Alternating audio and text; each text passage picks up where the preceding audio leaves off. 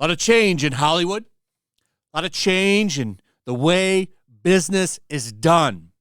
This is a big story a few days ago. Disney dumping DEI. So they say, right? They're likely rebranding some things, trying to hide some things. But I do think they are trying to walk some things back. I think last year was a big wake-up call for Disney.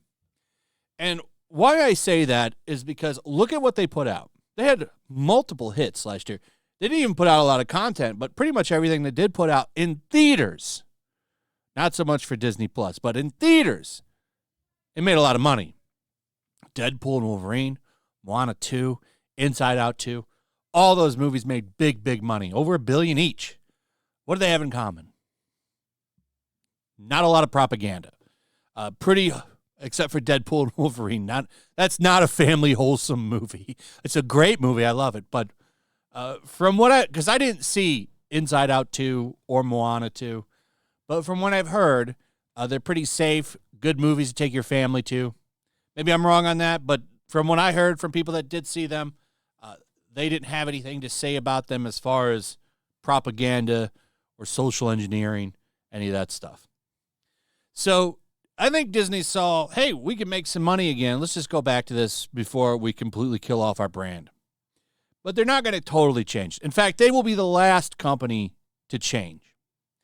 However, it would seem there's a little bit of internal turmoil over at the House of Mouse.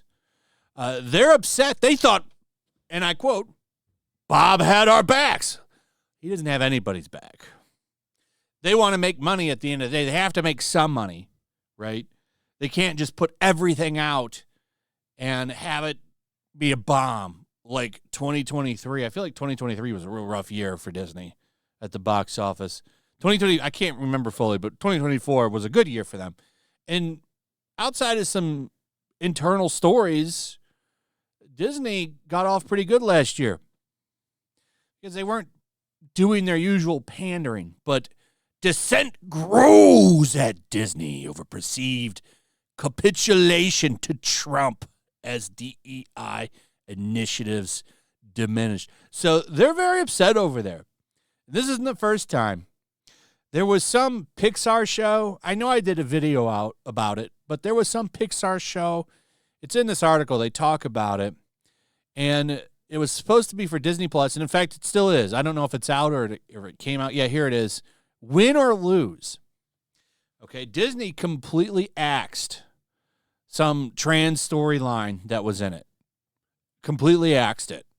And there were a lot of employees that were upset about that. They were furious. Well, they're furious again, at least according to whoever they talked to at Deadline here. So here's what they're saying. The moves at Disney come amid a hard push by the new Trump administration to end DEI initiatives. In addition to defunding and banning such programs in the federal government, there have been widespread actions by Trump and his team against media companies, including Trump's now $20 billion lawsuit against CBS and the FCC launching an investigation into Comcast policies to end the scourge of DEI. I talked about that a little bit in my video this morning, which ended up more being about the list. Go back and watch that one. That's going to be a big, big bombshell. But yeah, a lot of lawsuits being slapped on these studios for outright propaganda. Like, look at that Kamala Harris 60 Minutes video. It's out on social media. Benny Johnson dropped it. I'm sure you can find it some other places. The unedited version of that interview that 60 Minutes put out is now up for everyone to see. And, I mean, she looks awful in that interview. It's an interesting watch to see how they had to splice that shit up to make her look good. So here's what the insiders are saying. It's like Chapek on steroids, one Mouse House insider exclaimed, a nod to the Don't Say Gay stumble in 2022 by Disney's short-term ex-CEO Bob Chapek after the now Bob Iger-run media giant unveiled shifts this week in its much touted diversity equity, and inclusion programs. Yeah, remember that? He's like, we're not going to get involved in this. And then here's the difference between now, like all that internal pressure that they had on him, like they forced him out to make a statement, which was a huge mistake during that. And that's all about the Florida stuff. That name itself is BS, but Disney got hammered for that pretty hard. They lost their little... Disney used to be ran like a company town in Orlando. They kind of had their own thing.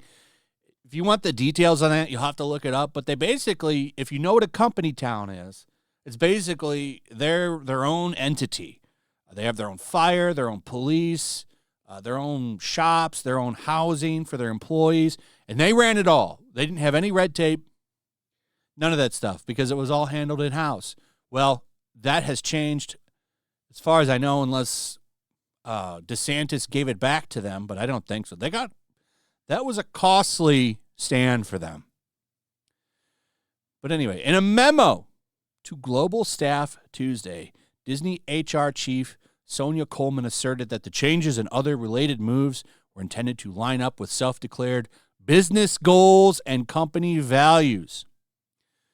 Though under discussion for almost a year internally, the latest in a perceived series of walkbacks by Disney under Trump 2.0 was a hard pill to swallow for many staffers across various divisions of the company, calling the present state of diversity initiatives at Disney uncertain. The insider added, "What's next? Where do we go from here? Where do we stand for now? Keeping MAGA happy." That's right. It turns out you need the other half of the country to have a successful business. Who would have thought so? This is dumb. This is not what I expected from Bob. I thought he had our back. He's on the side of money.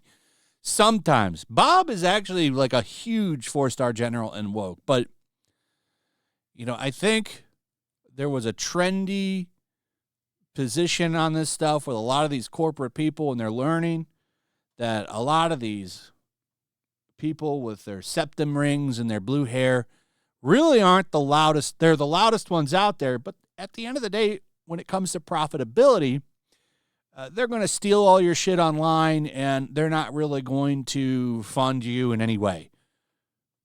They just yell at you if you don't listen to them. And I think a lot of that is starting to change, because it was changing before Trump came in. Like, a lot of the stuff was dying in Hollywood. They're out of touch. They're out of touch. Now, the rest of this article is about a lot of how we got here. But the fact that there's a lot of internal frustration at Disney, I find very satisfying. I think a lot of these people maybe will get the axe over the next couple of years, and we can get a lot of industry, not just in entertainment, back to normal. Hollywood, though, is going to have a struggle with this. Now, this is an article that got put out by that Park Place yesterday on the 12th of February.